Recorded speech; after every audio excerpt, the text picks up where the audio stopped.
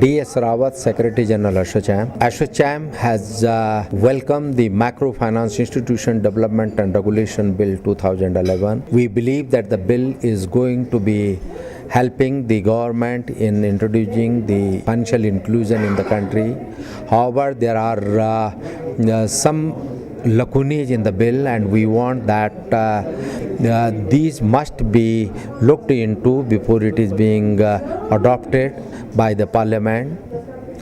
We have already series of discussion at the various level in the Reserve Bank of India and the Finance Ministry, and the major recommendation of ASSOCHAM on the bill has been that the minimum base which has been provided in the bill of 5 lakh rupees should be raised to 25 lakh rupees. Second, we have recommended that there should be a consultative committee where the representative of all stakeholders, and especially of state governments, must be invariably there to sort out all the issues which are in the interest of the consumer.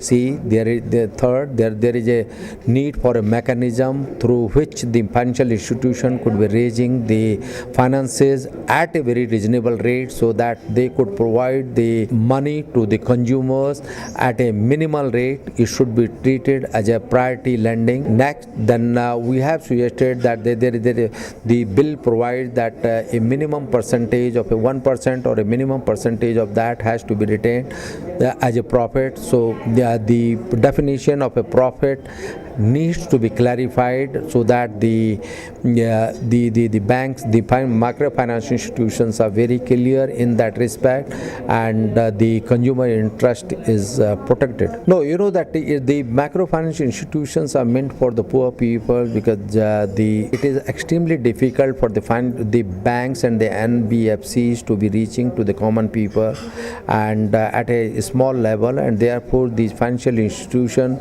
microfinance institution, will be reaching to the nook and corner of the country, and it is definitely going to be helping the poorest among the poor.